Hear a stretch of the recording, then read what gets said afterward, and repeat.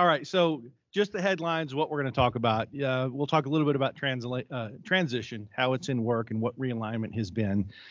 We've got a couple of new resolutions that have come through since our last meeting in Brussels. I'll talk about all of the standards, but I wanted to highlight -3 because we had a critical path item with the legal feedback. And then I'm going to invite Greg up, and we'll talk a little bit about OASIS and answer any questions that you have.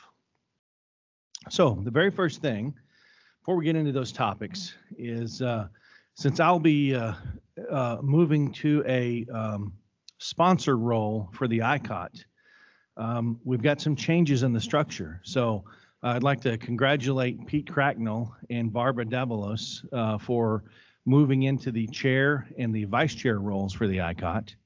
And then we have a new member supporting Atsushi Suzuki from Subaru, supporting the team in general and also supporting the 9104-2 team as a writing team member.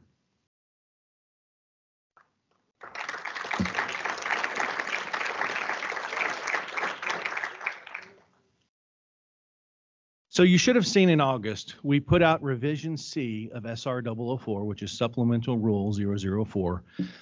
It was pretty high level, so we're going to have to send out some additional information that gives, more direction on transition. But basically, this just announced the suspension and the realignment activities. We did not ask people, because you remember previously I'd reported that accreditation bodies, SMS sector management structures, regional management structures had all completed the transition activity. So we didn't say, go undo anything that you've done. You just carry on from where you are. They've done the work. They've already transitioned, so there's no need to backtrack. The only thing that was a little bit different is we had 5 CBs in the Americas that had already transitioned. So for those 5, they were asked to continue operating to the previous requirements. And then, of course, there's no additional approvals to the new requirement set until we return on the transition. So why did we do it? And I'm just going to go ahead and populate all of these. First thing is we had challenges with translations. And so this was a critical thing because under the process we have today, or that we previously had, a translation takes a really long time. And we had examples of things going a year, maybe a year and a half. Now, there were efforts to bring that in, to make it move faster, but it still wasn't going to match what we have to offer in the new process once we get all the bugs ironed out. So, and it happened to be a critical path item because we needed the translations to complete the training, and the auditors need the training before they're competent to go and start operating to the new -1. So that was one of the issues. We also started getting feedback from accreditation bodies, and so we actually got feedback from a couple, but we had one major AB that came back and said, we are not going to be able to offer accreditation to CBs under your current plan. And really what they were concerned about is we had it set up as a staggered approach, meaning when training was available in one language, you were to select that language, and then you were to start operating to the 9104-1 requirements. So if you happen to speak English or operate in English, that was a very easy thing to do. But if you operate in multiple languages, that created a problem for you because you can't possibly have trained or competent auditors in the languages that haven't even been translated and the training's not ready. So, so that was the next issue that came about. Then you factor in our OASIS challenges, and there was a couple of things. When the initial team put together the transition plan, there was a lot of hard work that went in. It was a well thought out plan. There was a lot of good things to it. But that team wasn't expecting the challenges we ended up having with OASIS, right? And so had things gone a little smoother, we might have been able to make some adjustments to execute that original plan. But remember that OASIS was always planned to have a 2-stage implementation. So stage 1 was going to be bring V3 up to speed with the current requirements that we operate to today.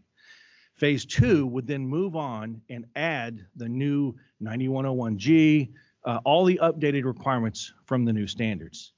Well, as you know, we just started phase 1 in July, and we're still trying to work on that stabilization.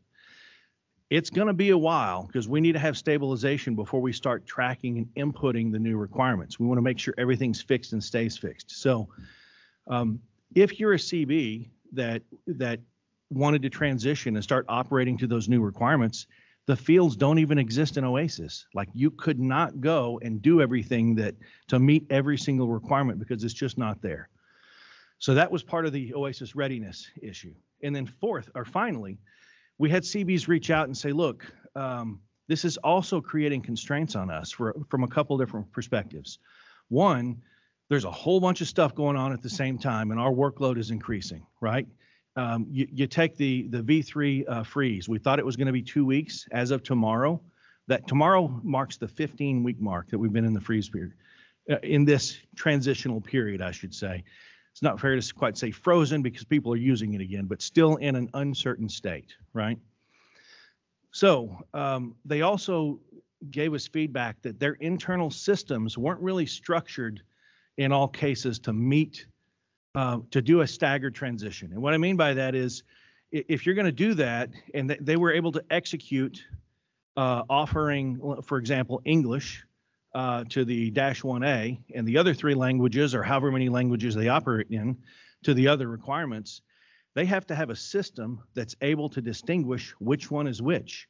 Which one do you use the OCAP tool on? Which one has that 90-day requirement to start collecting data? Some do, some don't. So it started creating complexities that were kind of unnecessary. And when you pull all of these things together, we knew something had to change, right? And I reported that to you all when we were together in Brussels.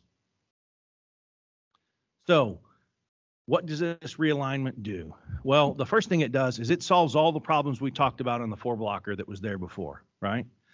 Another side benefit, and this is a side benefit, it's not the reason that we wanted to realign, but in doing the new plan, 4 of our top tier standards are going to go through the IA process. That gives benefits to the IAQG because we will own that intellectual property, and we're going to receive royalties on the sale of those standards.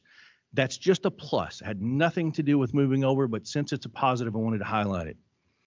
The big thing from my perspective that it did is we're an international entity, right? We are a team of people working together across the globe. The way the first plan was structured, you had an advantage if you if you operated in English and that was your native language, right? It shouldn't be the case with us. We need to move together as one single entity. And so what the new transition plan calls for is basically, we're not going to turn it back on until we have all the training available, we have all the standards released, everything, all the resources that we need to drive us forward together, then we'll flip the switch and make that start happening. So now you're probably asking, was that a question?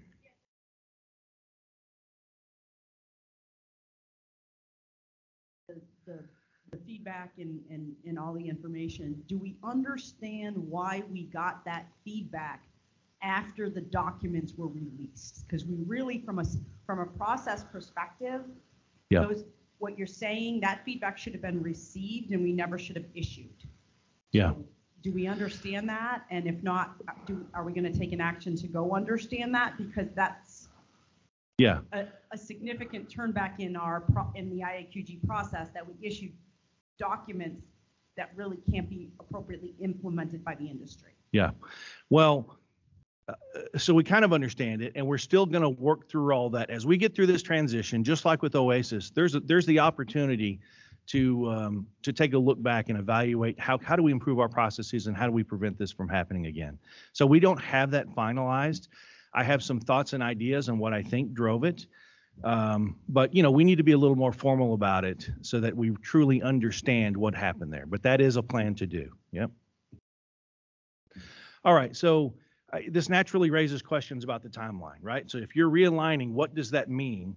And while I need to update the visuals on these slides, I really just wanted to point out 2 things. One, we're trying to track this in a much more formalized way. So previously, you guys would get updates, we'd provide updates, and they were nicely done, but they were on a PowerPoint chart and with a bunch of lines and a bunch of things that were very hard to maintain.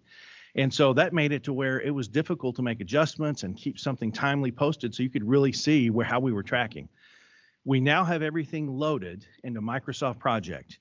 We've got every single issue that needs to happen. We're working on dependencies so that as things adjust and change, we're going to know very quickly how that impacts us and what our critical path items are and what the impact is of any change. Now, but I believe we're still on track to actually move our final date to the left. So if you looked at the original plan, it was going to be October of 2025 before everybody was done with transition. So now, under the new plan that we have, we are all doing it together, and we should all be done in May of 2025. So it's not a huge adjustment, but it is moving it to the left while still driving some improvements and doing this together and demonstrating our commitment to each other. On the resolution side, we only had two. So the first one was Resolution 165. That's this, I won't read the whole thing. Basically, all it did was lay the groundwork so that we could not have to put data into OASIS during the freeze period, right? It just laid the freeze period foundation. The other resolution, number 166, is the one I referenced earlier, and I think it's a really good example of how working together and being smart about what we pull forward, we can make improvements with very little risk and lower costs for all of our members.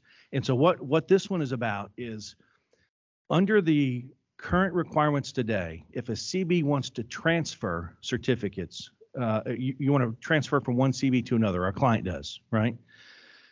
You're required to do an on-site special audit.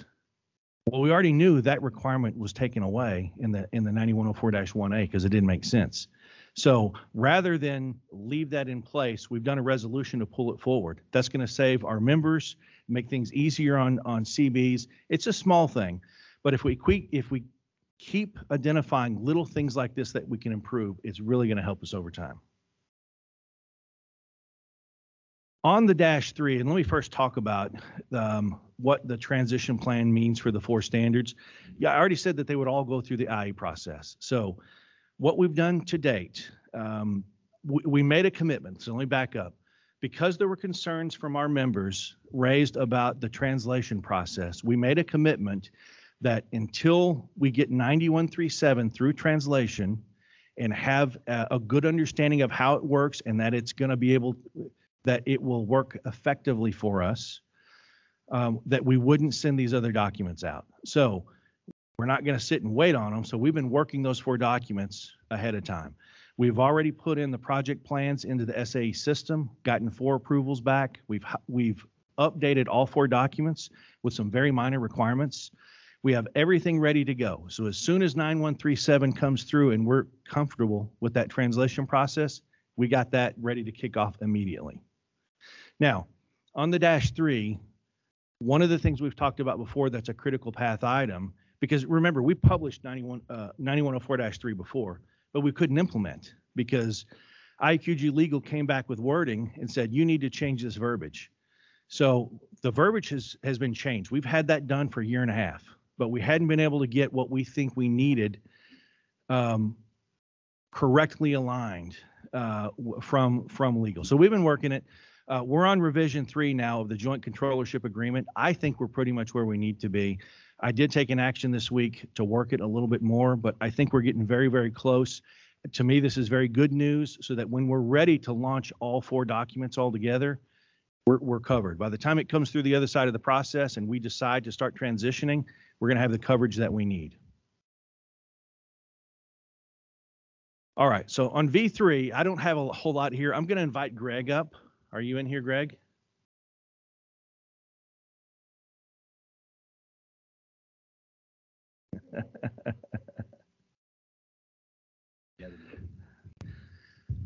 So I'll tell you, and I'll let Greg make some comments and you guys can ask him questions, but I know we've come a long way. It's been an extremely challenging thing to go through.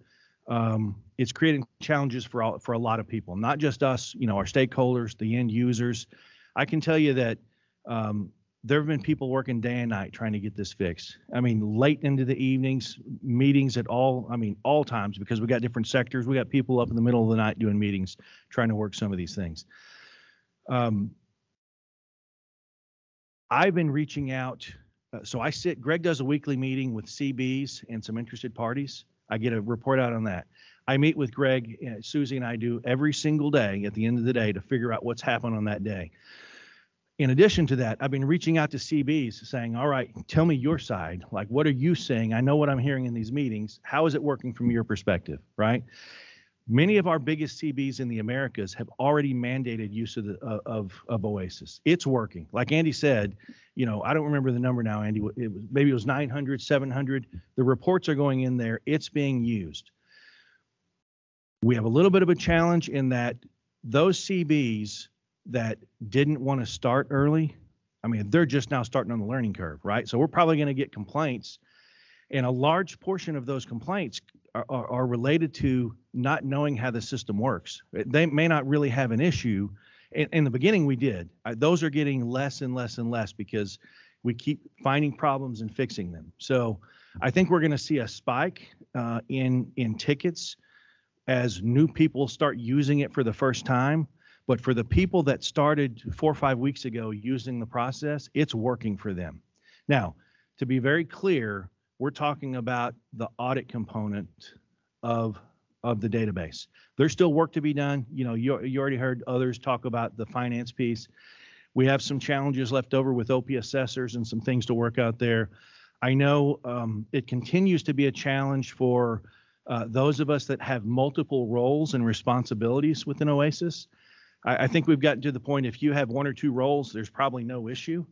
But, I have quite a few, and anybody that has quite a few, it's a little bit challenging still at the moment. So that's my take on it. I think we're definitely improving. Greg, anything you want to add, please do.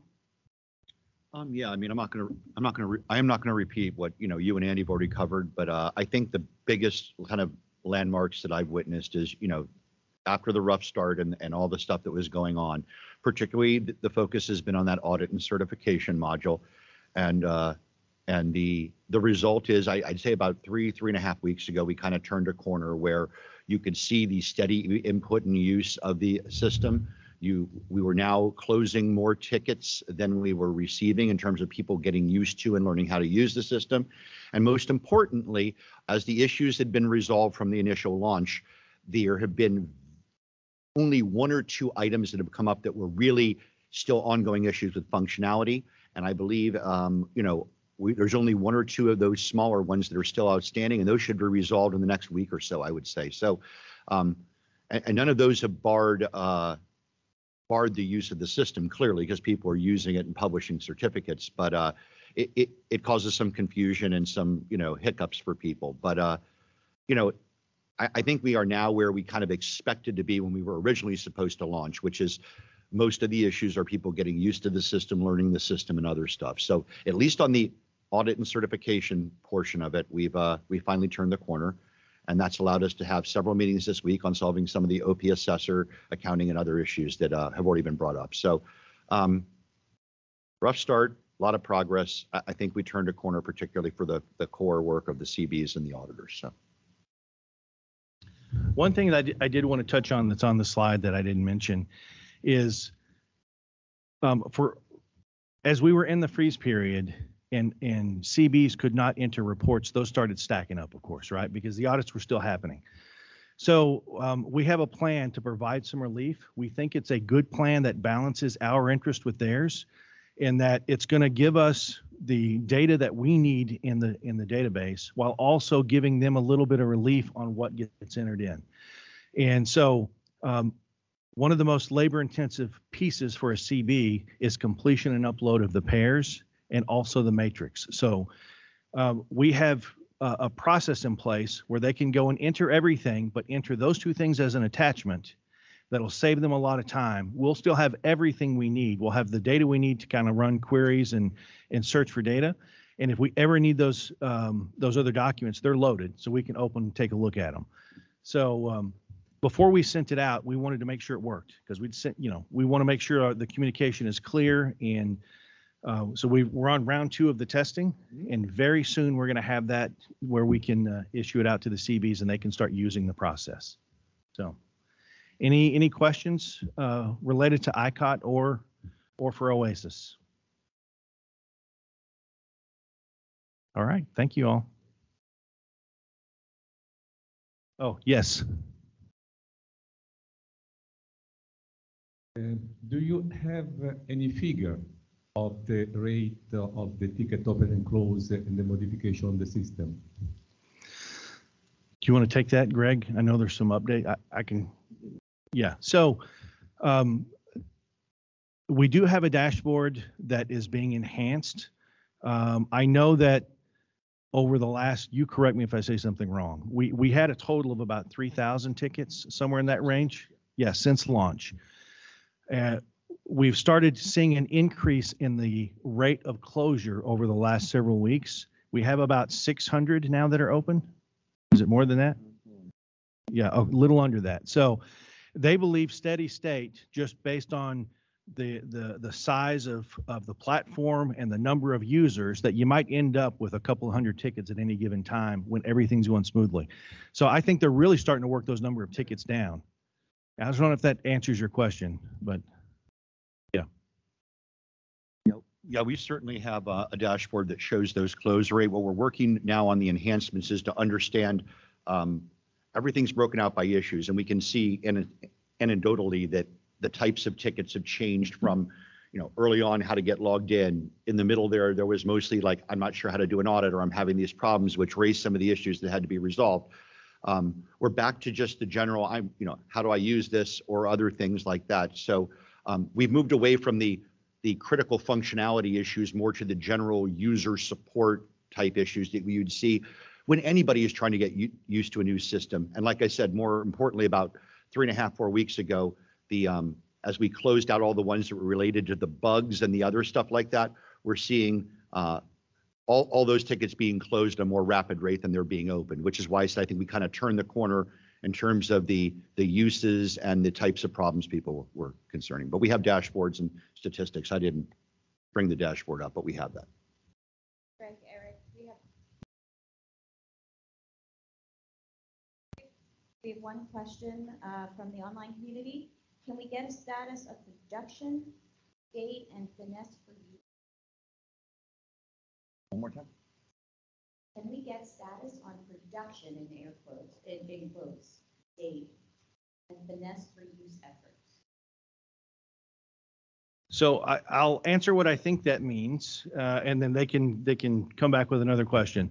So we're nearing stabilization for the audit component, right? People are using it. So when I think of production, that's what I think. Can you use it to conduct, to plan, execute, and document audits? The answer is we can do that today.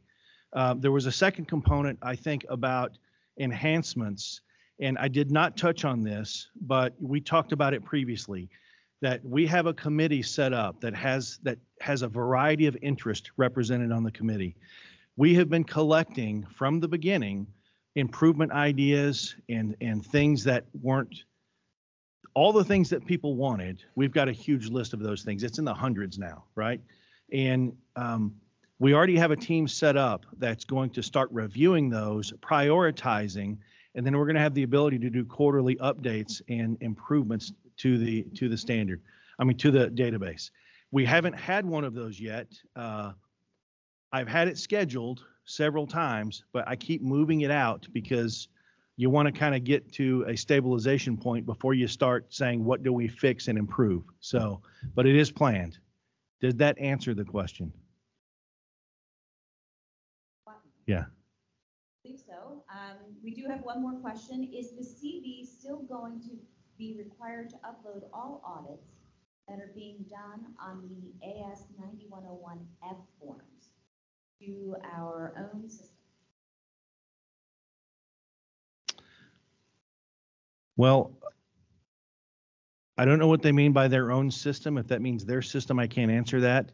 The plan within Oasis is everything is going to be loaded and entered into the database except for the matrix and the pair documents. Everything else CVs are going to need to load.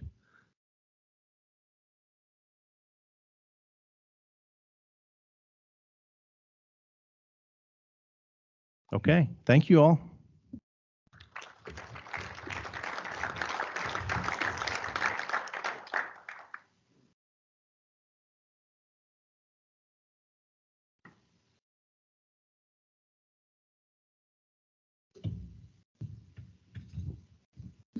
So ciao again. I'm going now to show you the status of the SDO project.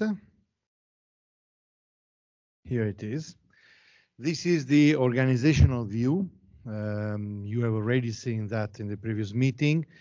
This is to say that this organizational view construct is working. And starting from the bottom, from the ones that are working, we have the writing teams reporting into the standard management committee. It's important to remember the word committee compared to the upper body that is the standard council. Just to clarify something that could have created confusion in many, what you see here is both an organizational structure for SAE, the partner that is providing the publication services and is supporting this process, and for the IAQG. That's the reason why, for example, you see that the standard management committee, SMC, is the definition, the acronym for the IAQG, is also known in the SAE platform as IAQG-1 because it follows the numbering rules of the IAQG. At the beginning, this double, let me say, ontologic entity, being in SAE, being in IAQG, required a bit of learning curve and also preparing documentation in both the environments for SAE and for IAQG. But now I can say that this organization is working, is operative, and this is, for example, the meeting of the standard council group that met. And we have already in place these two roles and documented, again, in both the environment with the correct interpretation from the IAQG point of view of what it means. The committee responsible for the preparation, development, and maintenance of the standards, and the council in a role of oversight and strategic guidance. This means that every single standard follows two layers of ballot at committee level and at standard level, but with a different point of view, essentially technical at committee level and strategic and in a IAQG perspective at standard council level. This is the organizational terms of leadership. For the standard council, the chair is confirmed Susie Neal. As a vice chair, I'm very happy to say that Oliver Kratz from Airbus provided his availability to take the position of chair. So thank you, Oli, for this. And I've been the chair up to now, waiting for him. So thank you now. We are in the definitive configuration. And for the management committee, standard management committee, we have Alan, of course, as a chair, two vice chairs, Buddy and Antonio, and the secretaries. So the management is fully populated and working. Here down you see the reference to the documentation. These are documentation of IAQG, and you can find them published. And now let's say something about translation. You heard this mentioned by everyone up to now in the presentations. What is the expectation? What is the idea? You see the process. It's too small. I'm not going in detail. The process substantially offered by SAE is based on two assumptions. That SAE will make a translation in two phases, first providing a glossary related to the standard, and then the full translation, interacting with an interface with national validators, okay? Of course, this requires a time, a lead time, and the ambition, the expectation, the objective is to have these things done in the shadow within the time the standard council takes for its own ballot, so 28 days. This is definitely very challenging. We are learning, we learned from the pilot, the 9137, that maybe was a good pilot to test the process in terms of balloting, not the best pilot to test the translation, because a very peculiar, you know it, standard. This implies challenges for the national validators. In which sense? Essentially because our expectation is to reinforce the full intellectual property of the IAQG, extending this to translations as well. This means that the translation of an already existing document that sits into the intellectual property of national bodies today could not be done with a cut and paste process. This brings into the validators, at least to start to put in place a first set of what I call IA translation, IA own translation, a work that is more challenging. So I can foresee, I can prevent that we are going to have a learning curve in the translation process that will be a bit longer than expected. But we are going to work anyway to achieve the result of having the publication of the standards in all the languages together at the end of the ballot council immediately after. So we are working, and we will work even harder on this. And unfortunately, this affects essentially Europe, many languages, Asia, and we've been talking about that a lot in these days. So there are still improvement to do. On the other side, what we learned from the first pilot, the 9137, is that the process itself and the platform that we are using, provided by SAE, is extremely effective. For the first time, we have been in a position to carry a ballot in total transparency with the possibility to see all the comments. Previously, you remember that the comments were sent into the writing team without any lateral, let me say, peer opportunity. What we can foresee in the future is that our ballot capability will resemble much more a social, a network activity than what it was before. So the outcome of the 9137 pilot is extremely positive in terms of ballot itself, but also positive in the sense that highlighted things that we learned in terms of translation, and otherwise we would not have been aware of it. Okay, questions about this? I hope I've been clear about the shadows and light in this, as any pilot. So thank you for this.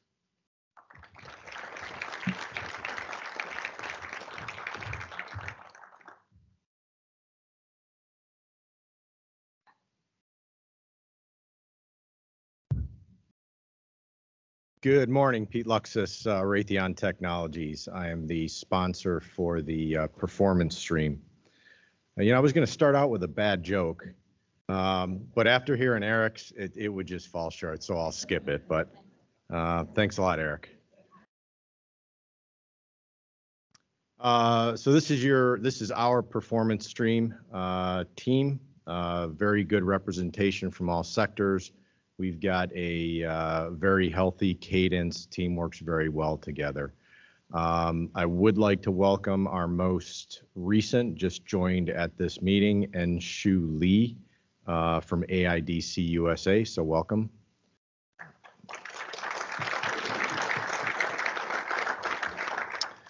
So Eric has been at this, leading this team for quite a while, and he's looking to pass the torch.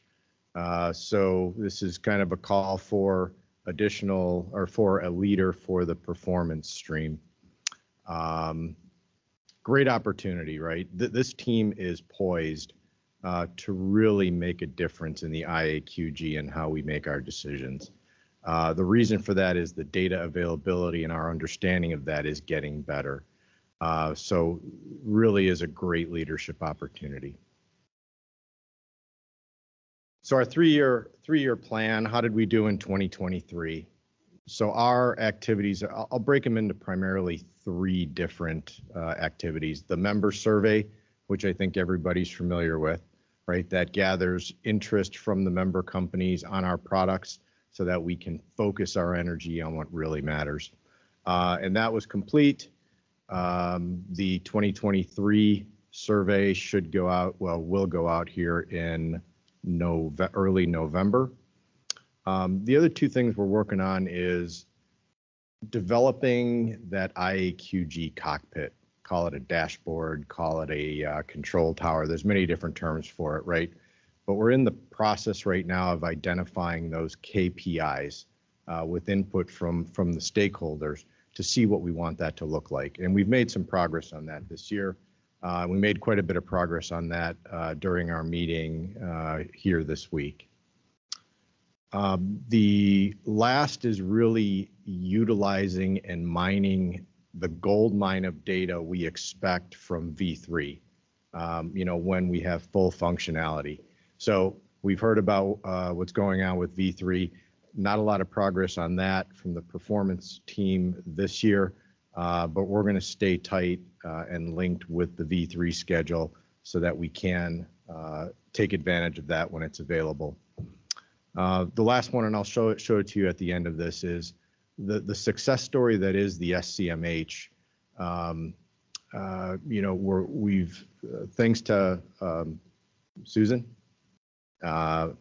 we're able to get some insight into just how good and how used that is, what a valued product it is to the industry. So for 2024, we will continue the survey. We'll continue to work lockstep with V3 on the data structure and the analysis for the additional V3 data, and then put that dashboard together. And then 2025 is really just executing all of that. So I mentioned the member survey. This one, this year, it's a little bit longer than the other ones. Apologize for that. But we've had input from some of the stakeholders. There's things we really want to know.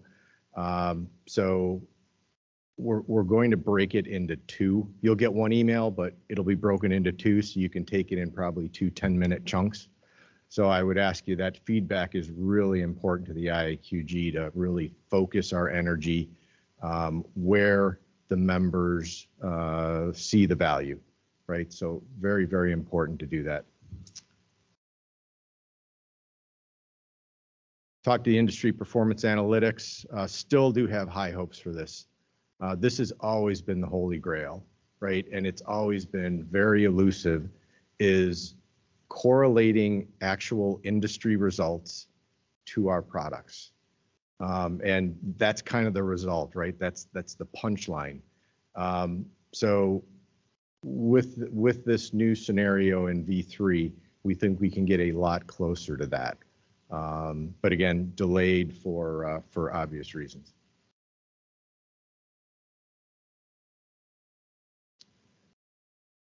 So the cockpit, I did mention where we are with this already. We've got a draft list of KPIs.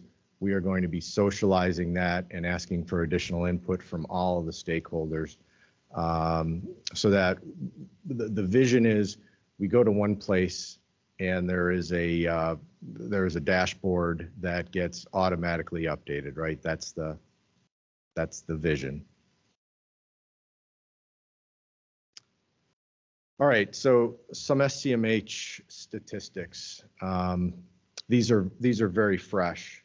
over 16,000 users in 78 countries, right? If you think of where that started and where we are today, that's just amazing. And you can see it's not just the aerospace industry. I mean, aerospace, defense, manufacturing, but we've got electronics, automotive, medical, also using this material. That's how good it is. And Susan understands it a lot better than I do. I defer to her.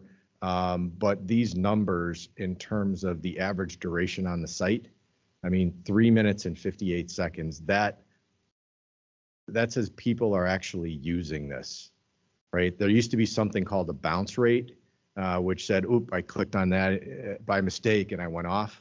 That's been replaced by something called an engaged user, which has some other parameters, but 68% engaged users, right? So this is value add and this is getting used. And then Mark, we're always talking about the ecosystem. So we're trying to develop those KPIs to understand, you know, are we that Disney model, right? Once you get into the IAQG ecosystem, are we keeping you there? So right now, into the SCMH, 77% are just direct into the SCMH, 15% from organic search, and then small amount from referrals and social. I think there's a lot more we can do working together to understand that. This is just kind of the genesis of it at this point. I believe that's what I've got. Any questions? Thank you very much.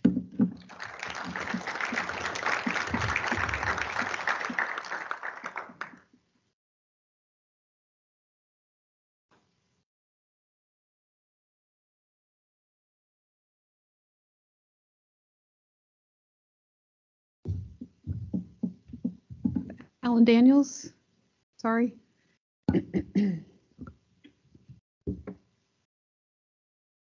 I know the segue. I got it.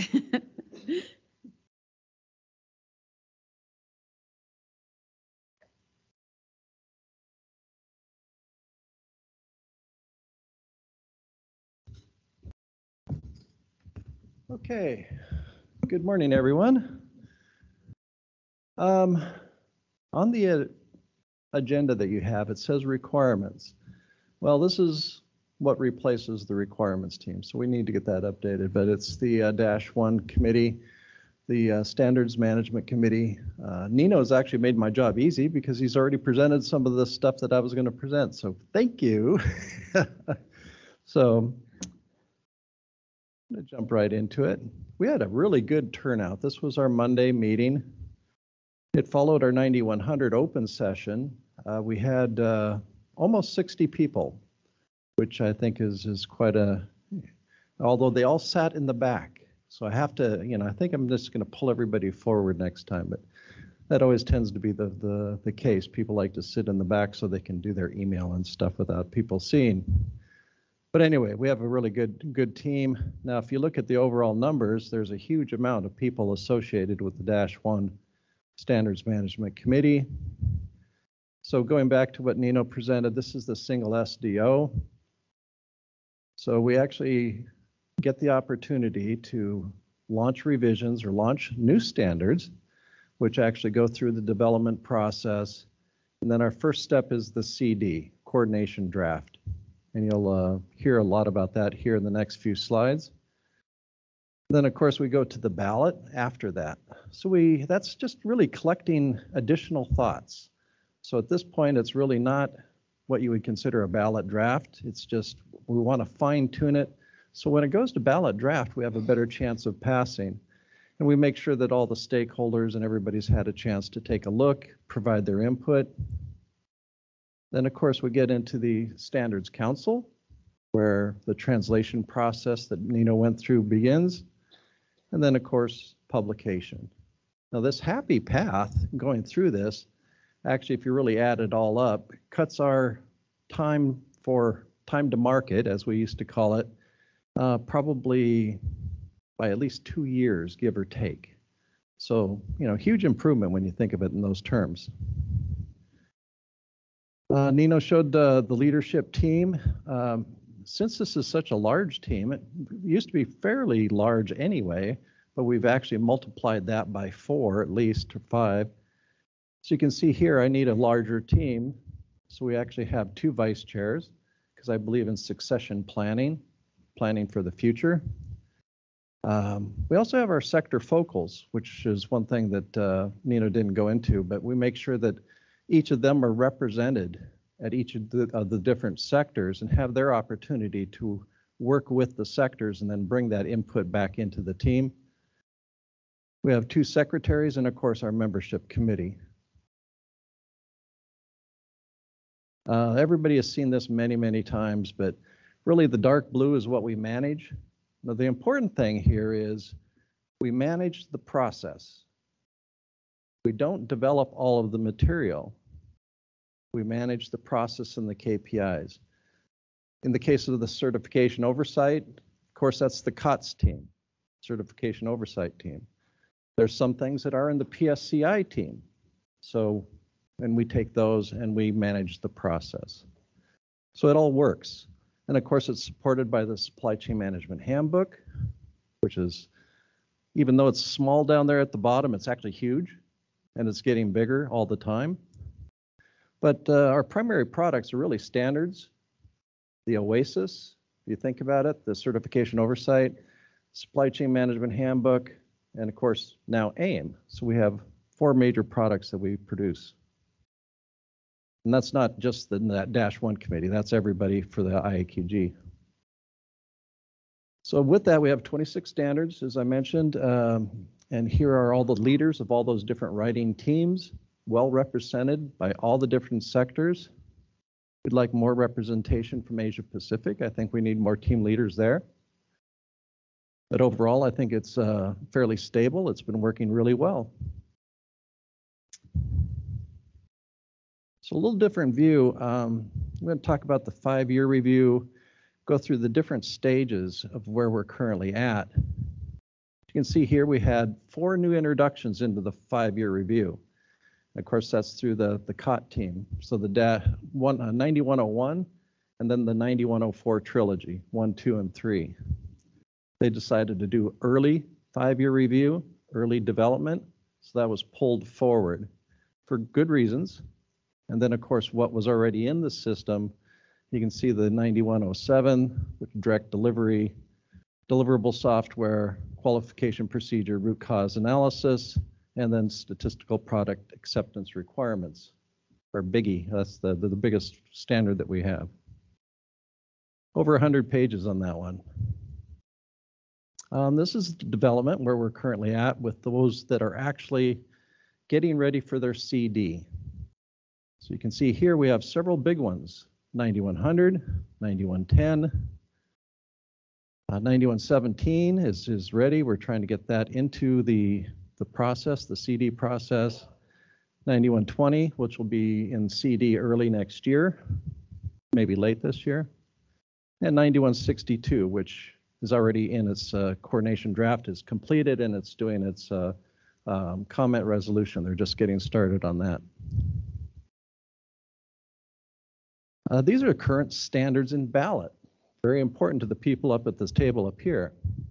9145, Advanced Product Quality Planning, APQP. It's out there in ballot currently. And we talked about 9137, Nino talked about that. Kind of a success story. And it's actually went through its council ballot. It passed with comments. They're working on the comments currently, and we're working on the translations. So this just shows current standards in the old scheme. So this is the sector, the 3 sectors. You can see the 9116, notice of change. They're still doing comments. 9125 is in the comment disposition phase, and they will eventually pass their ballots. And I think 9125 passed their ballot with comments. So we'll see what they come back with there. So since our last IAQG meeting, and Nino talked about the 9137, it really showed that the system works. It works well, in the balloting process. We went through, of course, the CD, the -1 committee ballot, and also the Standards Council. All worked flawlessly, very well. We made some good improvements associated with those, with the template. Now it shows IAQG and SAE, very important, looks really good. And the translation process that Nino talked about, I'm not going to go into that, but it's a work in progress, and I think it's going to resolve itself in due time. 9162, once again, that comment disposition effort has begun, so it successfully went through that CD review. And 9145, I mentioned it went to ballot. I did want to mention that we had to pull it back, and I know I mentioned this in the a couple meetings, but it went out as a CD because it had been a long time since we actually put it through the coordination draft, and we forgot. We basically just forgot. So we had to pull it back, reissue it as a ballot draft for the -1. Won't happen again, but it was just a mind glitch. Several of us didn't catch it, so it was not just one person. Kind of funny in a way. The 210 operating procedure guidance material, we have some early career candidates that are working that. They're doing a really good, nice job with that. I thought that was really a good opportunity to get them involved, learn all about the IAQG, and they're really excited about it. IAQG document sponsors the IDS. We have monthly meetings. This is really to help those IDSs, which is the IAQG document sponsors, used to be IDRs. Really help them through the new system, do actual demos, do live transitions. So it works out really well. And of course, we'll be launching the 9100 coordination draft. And do want to note that the copyright on that ends at the end of 2024. So remember that, and I'll tell you why in a minute. So this wonderful team here is my 9100 team. This is actually the smaller team, but this actually really consists of all the different sector teams. There's a writing team. When you really add it all up, there's over 100 people involved in this effort. So every sector, every stakeholder is represented plus. We have the sector teams, which all have over 20 people on each one. Then we have our SDLs, which is the sector document liaisons. They actually coordinate all of that activity, roll it up. They take it to the IAQG team, which you just saw the picture of, and then we do the final dispositions. So we get their views, their dispositions. We see where we all agree, and those go forward. Where we don't agree, we talk about it.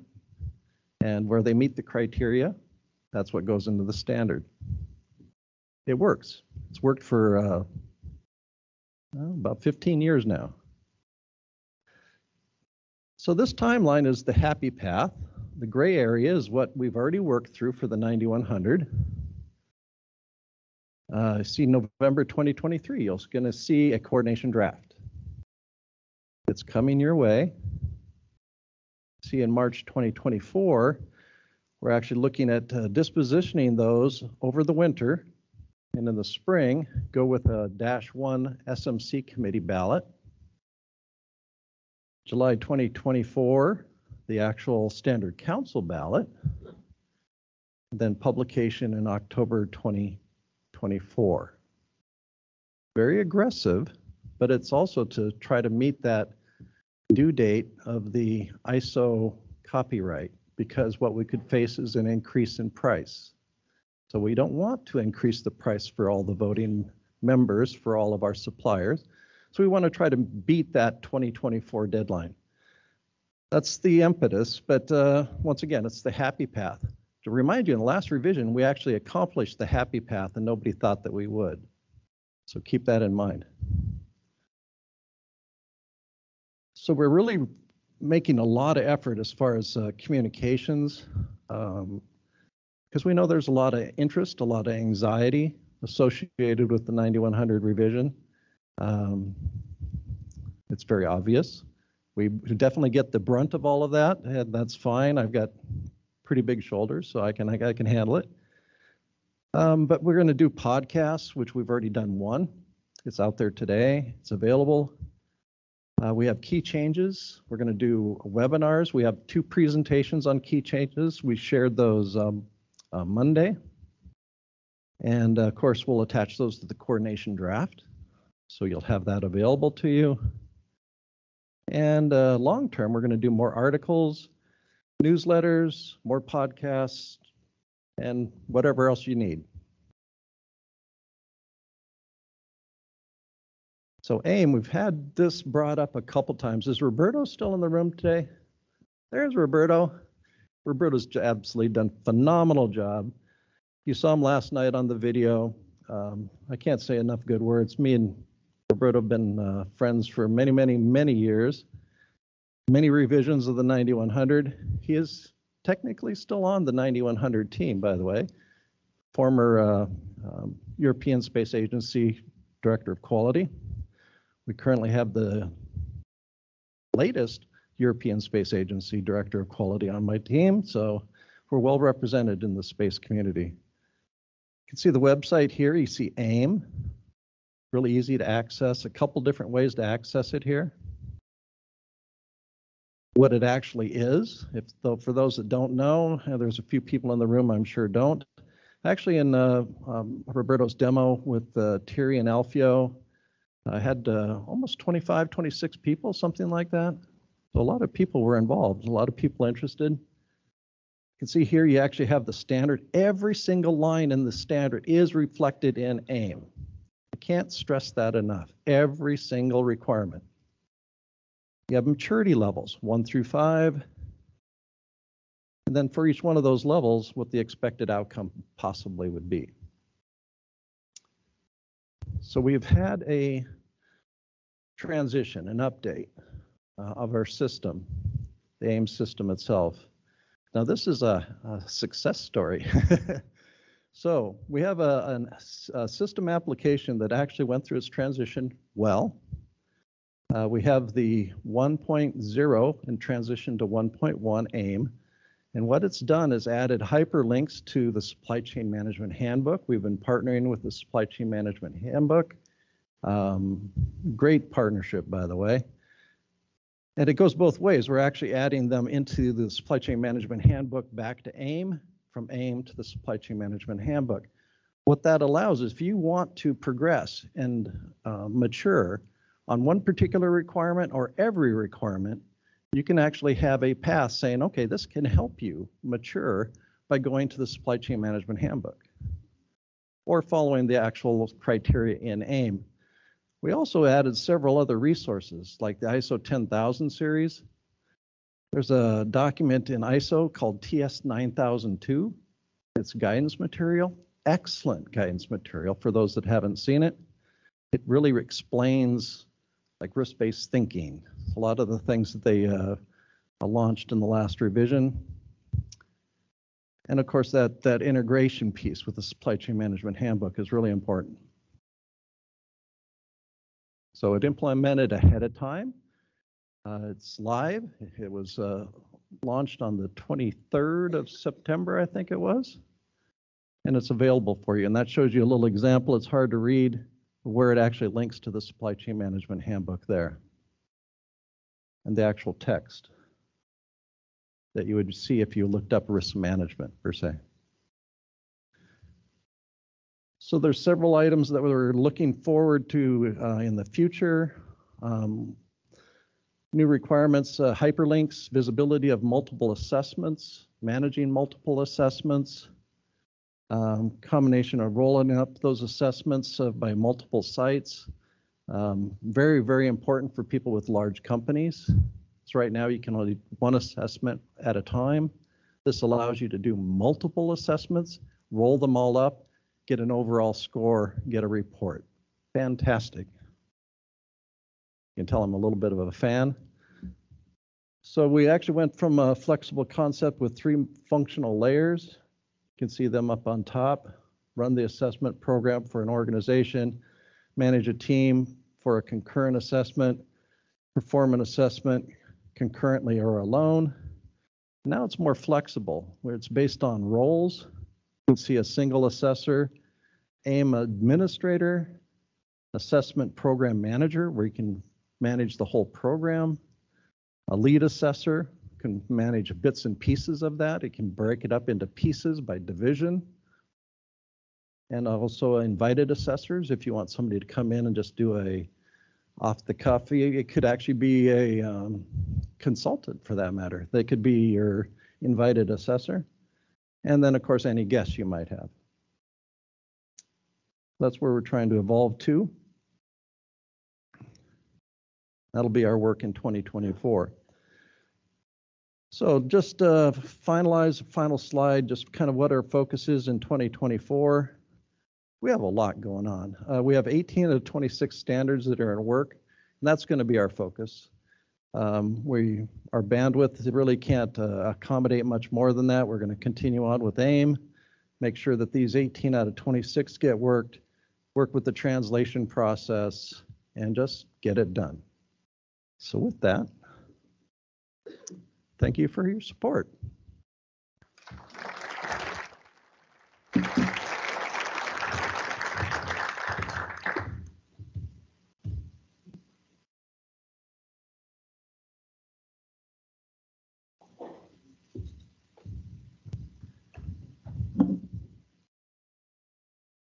Good morning. Last but not least, these microphones always trap me. Yeah, I wonder if can I walk with it? No. Last but not least, PSK, and I always appreciate everyone for giving me an hour. You know, so I do always appreciate that because, you know, as I think Andy mentioned, I can be long-winded. That is true too. That is true, which can be bad if you're long-winded, I guess. All right, I'm not going to spend too much time here. We're certainly not going to take a half an hour. So, content. Again, I'm not going to talk to that very much. But what I would like to I'm trapped. What I would like to show here is our team specifically. And if you were at dinner last night, I referenced these as the gladiators. Okay, these are truly the gladiators. They have done an amazing job with this PSCI work. But besides me, take me out of that conversation. But VJ, we also have a brand new member who's joining us from Tata.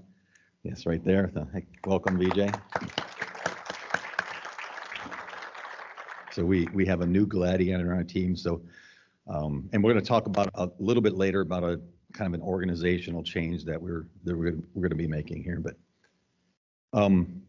did that go 2 slides? Okay, so in general, for the next 10 or so slides, I'm going to go through relatively quickly because I think we do have some stuff here in the end that we want to spend more time on that people may be more interested in. But these are some of the new topics that we're having since the last General Assembly. Completely new sections has been created, a revised section that we're working on.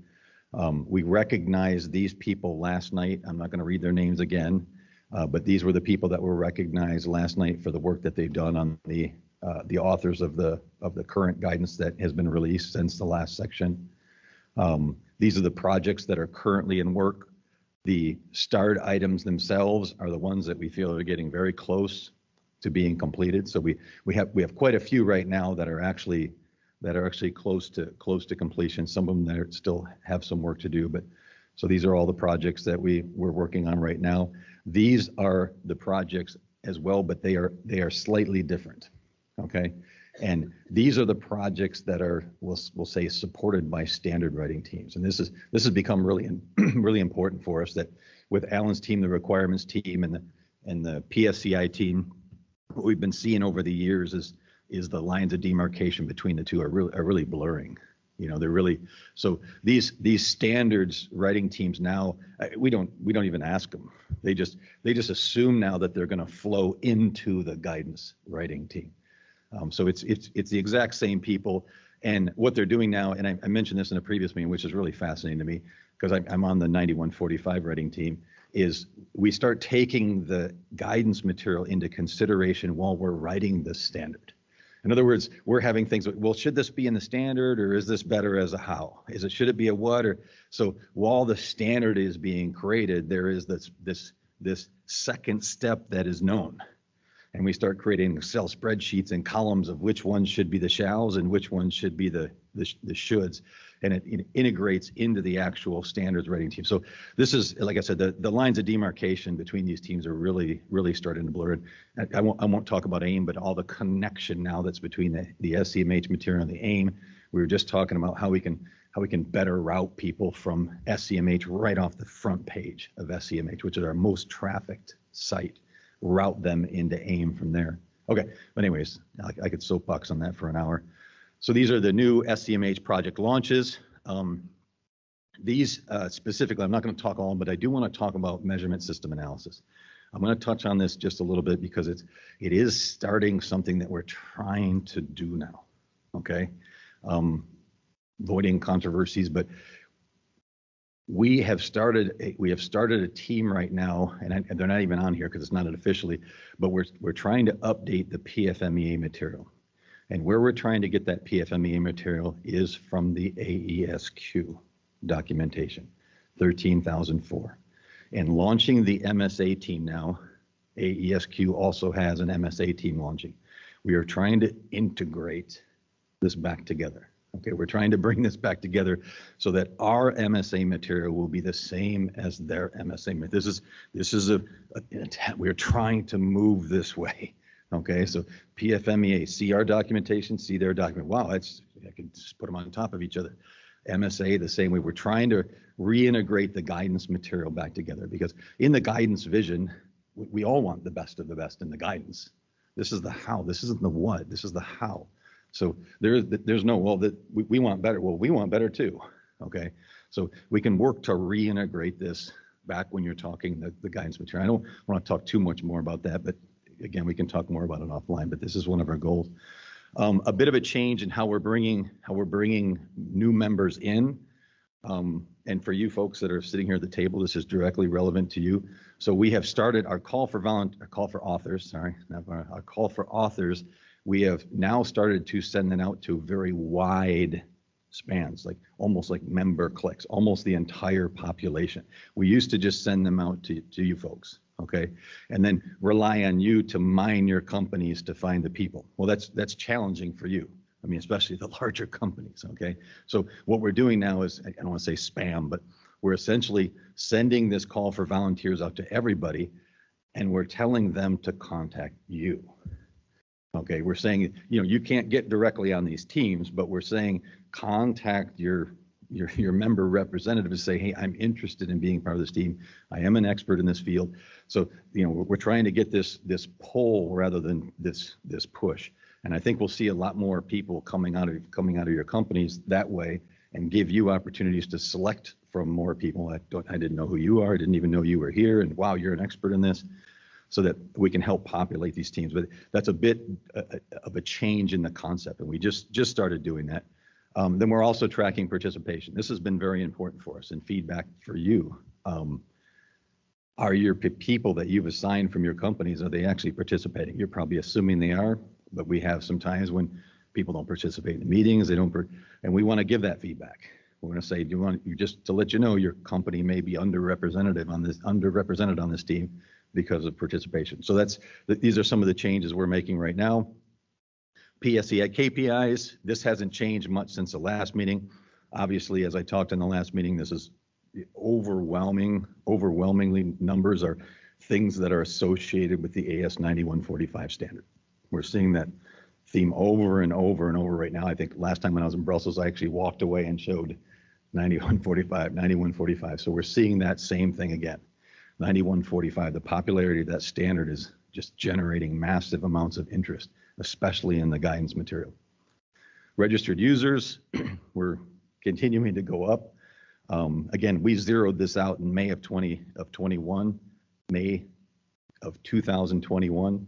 As you can see, we've just been on this skyrocket path. Eventually, I would assume it's going to asymptote over, but I mean, I don't know. It certainly doesn't show up in the graph. So this is great news for us. Some of the webinars that are coming, we get a lot of attention on webinars. So we still have some more webinars coming this year. And then we've started already planning some for next year. A lot of our webinars now are coming from the standards. So the standard team then starts working on the guidance material, and then the same team, the same people who wrote the standard, who wrote the guidance, then go speak to the world in a webinar. So this is becoming really connected, and it's really working out well for us. Okay, now we're into the meat of my presentation, the things that are probably more impactful or relevant for the people that are in here. We are doing a PSCI expansion. Okay, one of the things that we've seen over and over and over again, I keep getting requested this, is, how do I get people involved in the PSCI team? How do I, not through writing material, but in the team? And that is very difficult. Up until this year, we only had 2 representatives from each sector. So our entire team consisted of 6 people who are not there for a writing team, but were there for the long haul. So if you wanted to join the PSCI team, you had to wait till one of the 6 people retired or left. I mean, we're talking, there's 2-year windows of opening. They were extremely rare to open up. The other thing we were getting was just with the 2 member representatives from each one of the sites, we weren't getting a lot of, let's say, distributed information from the regions. Okay, we were getting, kind of small views from each one of the regions. So the team decided, and there's good and bad to this, I'm going to speak to both. The team decided that we needed to create, I don't say another layer, I'm not a fan of layers, but in this case, I guess it is, another layer in the PSCI where we're going to have PSCI sections for the sectors. Okay, and this is how they're going to break down right now. The 3 pictures that you see on here will still remain, all those people will still remain at the international level as well.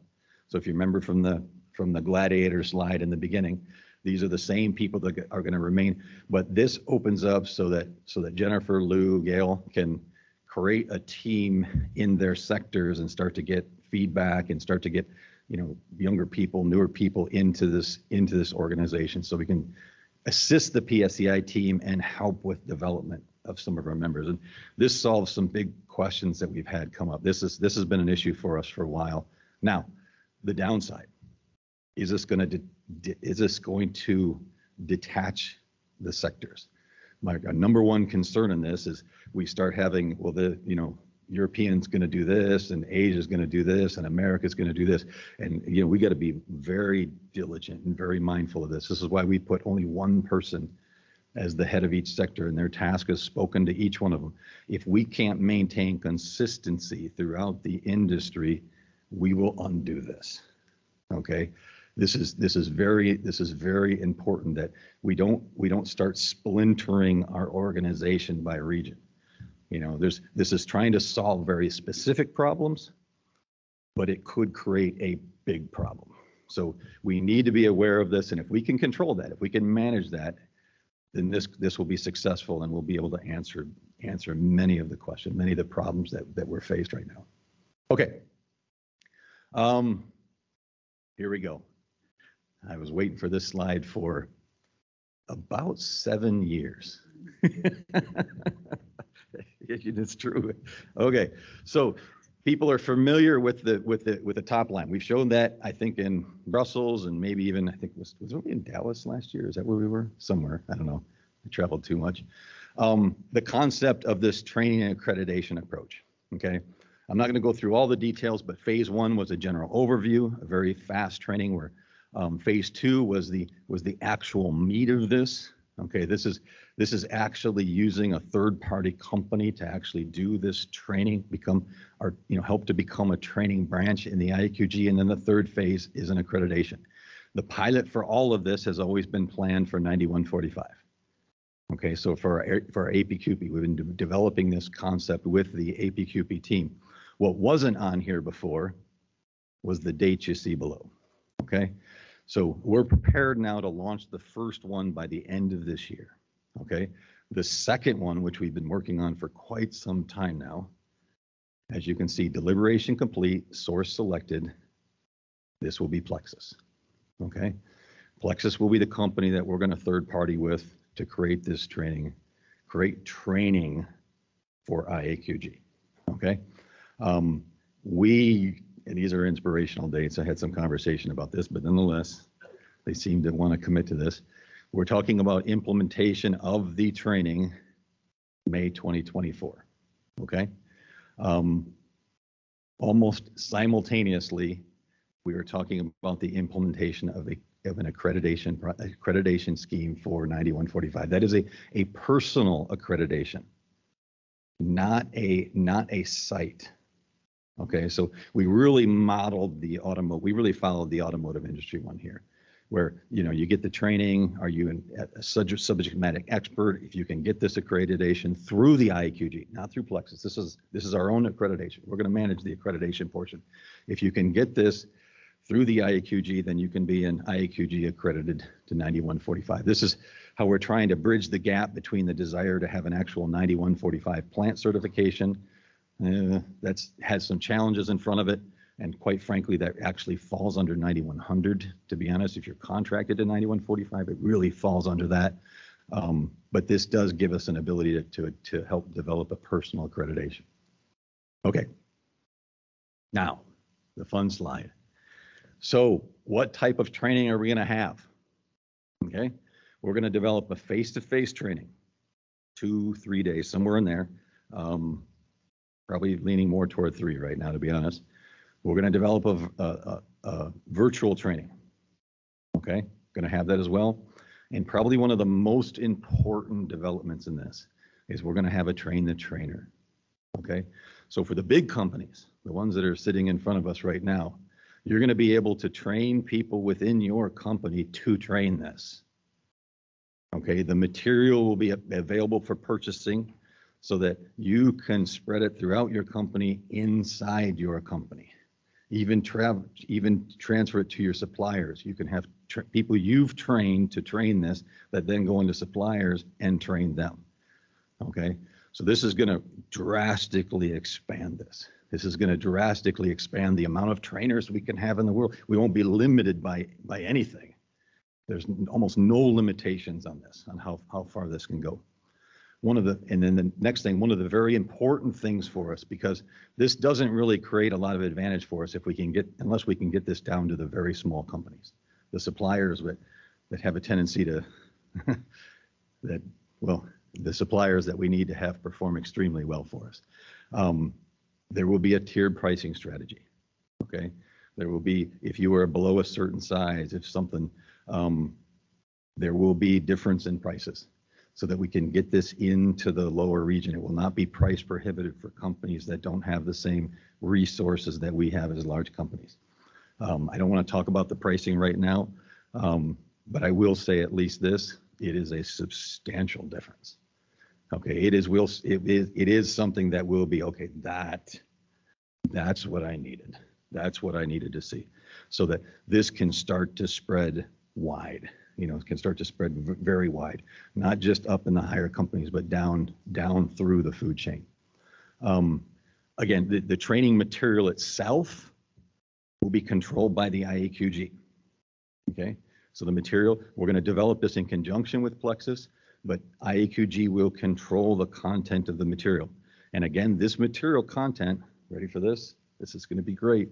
This material content control is going to be from the standards writing team, to the guidance, to the webinar, to the training. The names will go across. Okay? It's the same people. This is where the lines of demarcation just start to disappear.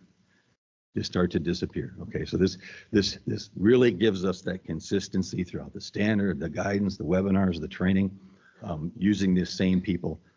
This is going to be huge for us. Then the idea of creating a strategy stream, something that would then be, okay, this is going to be a training branch. How are we going to expand this within the IAQG? I have no illusion that this will stay under probably some crazy idea team, PSCI team. Obviously, some crazy ideas start here. They usually don't end here, though, which is probably a good thing. But I have a feeling this will move its way into some other type of organization under our hat. Questions about this? I'm sure this brings up tons of questions, and you can certainly ask right now if you like. But we're having a lot of networking sessions planned coming up, where we're going to be talking about this a lot more. We just had one while we were here. We had hundreds of people that called into that. We're going to have more and more networking sessions for the PSCI team, where people all over the world can ask questions. What does that mean? How does this work? We're planning quite a few of those, as well as network meetings, not just in our organization. We're going to NADCAP. We're going to other conventions that are occurring, and we're going to have SCMH and PSCA representation tables, if you will, pamphlets, that kind of stuff, in other organizations to help spread this guidance material and answer these questions. Any questions now? You got to be kidding me. I thought I'd see every single hand in this room come up. Yes. Oh, thank you. I appreciate that.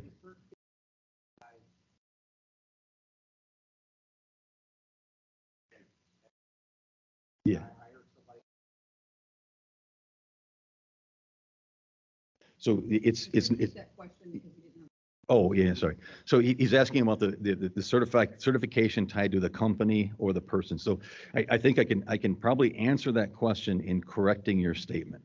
You said certification. It's not. It's an accreditation. So certification, you're right, would be around a site, would be around a location, would be this site is. The accreditation is actually a person. It's actually a person, no different than like some kind of ASQ accreditation or something that, I don't know, this business card writes something, I don't know, this becomes something that I've done, I've trained, I've taken as a personal expertise, and now I know that there is a person here, there is people here that have this type of accreditation. Does that answer your question? Okay. Any other questions? One question usually feeds 10, so this is good. Okay, all right, thank you.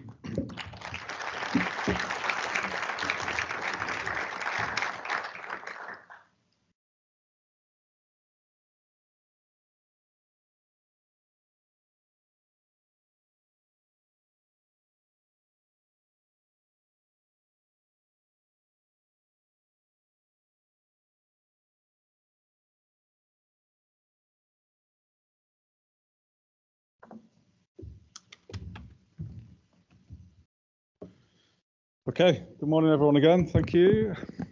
Thanks Mark for that. In terms of a quick summary of today, I suppose, phenomenal progress again as you go through each of the sections. From the sectors, a couple of things that caught my attention. Firstly, in terms of growth. So all the sectors are recognising growth in terms of the membership and onboarding new companies. And that was repeated a little bit in terms of the space and defence presentations as well. So I'm really pleased that Space have managed, after lots of campaigning, to get Blue Origin to join the IAQG. So, that demonstrates maybe in a more challenging field than we've had previously, to try and get some of those incubators to come on board with the IAQG. Also came out in the sectors and the space and defence presentations was feedback from customer. So a couple of customers are looking for a little bit of an enhanced position in the way that we work. So we can't lose sight of that. And I know, Eric talked about some of the things that are going on within certification oversight in order to provide that enhancement and increasing stakeholder confidence back to those customers. But we've got to be really clear about taking that on board and having, systematic approaches to address the root causes for the, perceived lacking confidence in some areas of our scheme. In terms of defence also, I thought it was quite clear that the team was starting to anticipate the changes. So whether that be from, the requirements team or OASIS, etc., they're looking, beyond the purview of the market-facing bit back into the organisation to anticipate what messages that they need to present to the community at large, which I think is a really important feature of the teams. When we talked about certification oversight, obviously there's lots of focus on, the deployment of Oasis, but I think we shouldn't miss this transition piece. So we're making it a little bit easier for the auditors. There's a transition flag in Oasis. We're reducing a couple of the requirements that they have to load, the CBs, and therefore we'll get that information back into the system, and that's really important. The second thing is the ability to put the foot on the ball and just stop. So where we had a disintegrated or unaggregated plan with various different standards, we've now got a very detailed integrated plan which will achieve translation into different languages and also complete before our previous end date. So we shouldn't underestimate the significant work that has gone on to bring that plan together and therefore provide an enhanced time to market for the trilogy of standards, the 9101 and the certification controlling documents. In terms of Standards Council and SMC, so I think there's some really important points around translation that have come up that we're working through. I think there's a huge advantage in terms of if you think about the requirements team meeting as was previously, it was circa 20 to 30 people.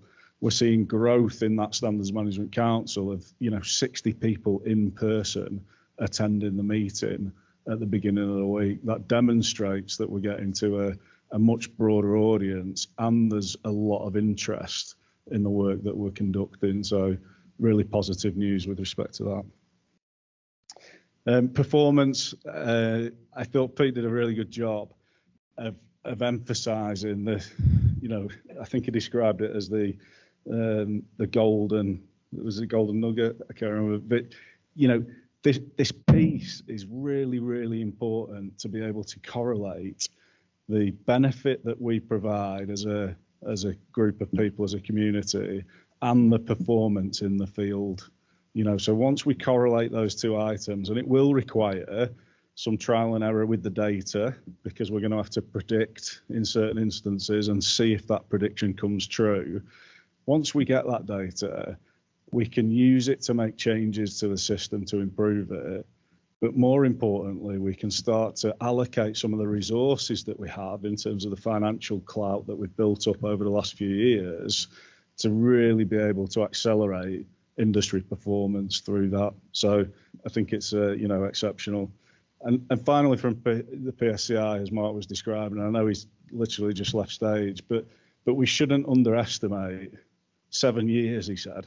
I think I've been waiting 7 years to get the training pipeline established, and we've now got a clear route through to that first standard being available next year with a partner, and therefore, again, enhancing the organisations in the supply chain. So exceptional work all round with respect to this morning's presentations. So we do have a couple of dates for your diaries. These will go out onto the website as well. So if you look at the 2024 calendar, the spring meeting is going to be the week of the 15th to the 18th of April in Belgium. The autumn meeting, I think we discussed last time, is going to be in Tokyo, Japan, but please do take note of the date changes. So originally, I think we were going to go the week before, but due to public holidays, it's now the 21st to the 24th of October. And then the following year, we're setting some target dates again, so trying to provide you that advance information. So we'll see the spring meeting 7th to the 11th of April and the autumn meeting 13th to the 15th of October. So please do mark the diaries with those, because I know the diaries are extremely busy. So in terms of president, I'm fortunate to have completed 2 terms in the president role, so 4 years, and therefore it concludes at the end of the meeting today. As such, this meeting needs to elect and vote in the next president. So to begin the process, we sent out via the IAQG portal to the full voting members at the beginning of August, and the full members, so the representation around the U-shaped table at the front, were asked to nominate candidates. So in accordance with the Articles of Association, it has to be an individual employed by a full member company. The approach to selecting the president is that the sectors solicited the names. There were 2 nominations when we came back from the original solicitation for individuals, one from Europe and one from America. As we went through the process in terms of determining willingness and the reasons for the candidature and sorting out succession effectively as we approached through that in terms of succession of people, we got down to a single individual. And then based on this discussion, we've got a confirmation from the company that the individual can conduct this role and has the time and availability to do it. And in order to select it, we need to have 2/3 of the full members vote in favour. So, Eric Jeffries from Bell Textron has confirmed his desire to serve as the IAQG president. Eric has the following qualifications in terms of being employed by a full member company. The willingness has been served, like I just said, by his company, and he has that support.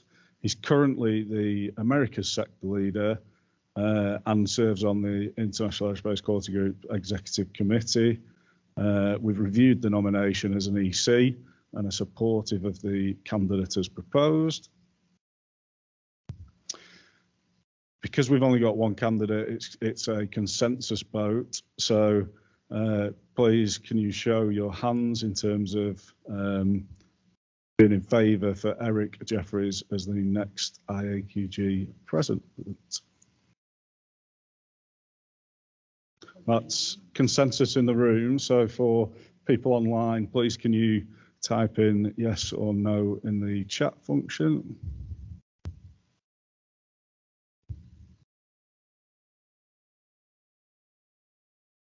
I'll just give them a couple of minutes to do that.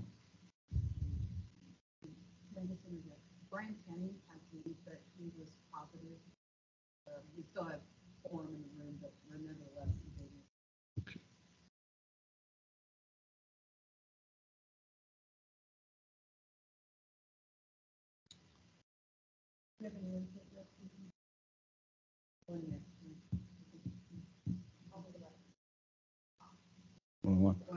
Okay, so in terms of the response online, that's consensus and meets the requirements. So I'd like to welcome Eric briefly up to stage to say a few words.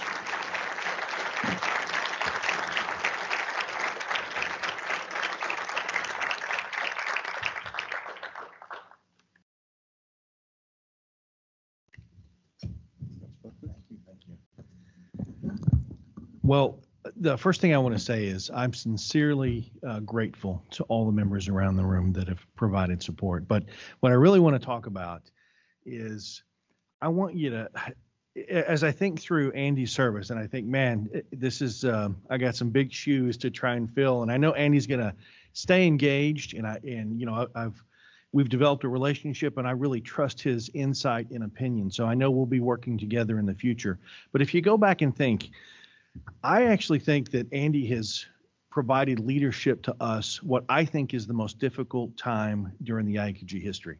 It definitely is the most difficult time since I've been engaged, right? And you go back 4 years ago when he took over from Bill Smeggy, none of us imagined a global pandemic was headed our way, right?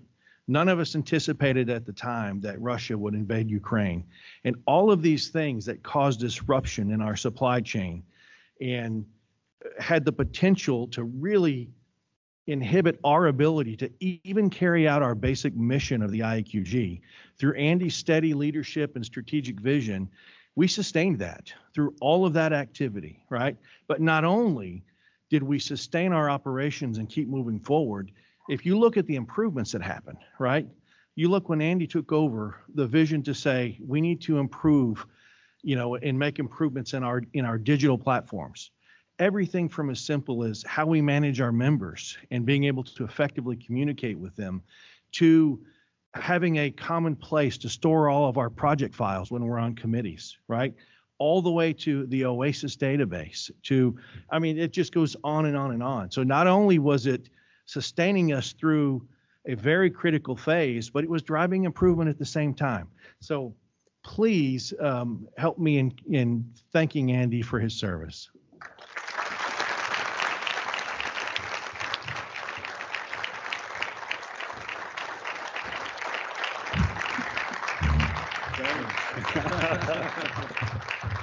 Thank you.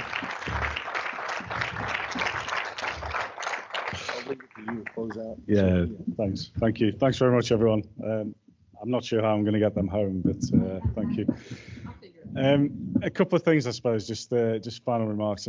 As Eric said, it's obviously been an interesting and difficult time during a number of disruptions across the world. But, it's the strength in this community that allows it to be relatively straightforward to have those discussions and be able to move forward. I think I'm more pleased with the fact that bringing people back together again after COVID has sort of reinvigorated a drive and a passion that maybe had started to feel a bit routine and the same previously. So, that's really important. The other important thing is around securing the future. So some of this move to digital has all been about preparing for the future as our systems become more digital. But if you think about our sales year on year, 4 to 5% increase, our ability to invest. So we've gone from about a £6 million reserve to a £10 million reserve over the last 4 years, which is quite substantial in terms of the work that we do. We've now got to propel forward again. There's no resting peace. We've got to use that money to invest and make sure that we're contributing value.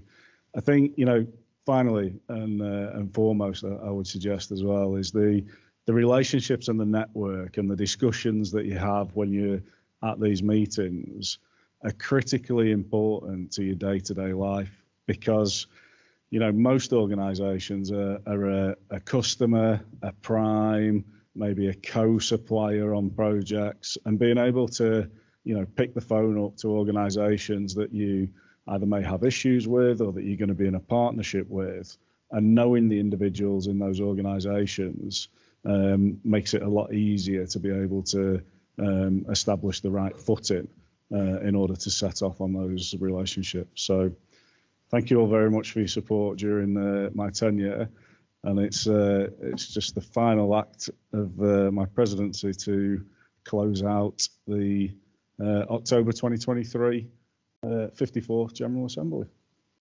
Thank you.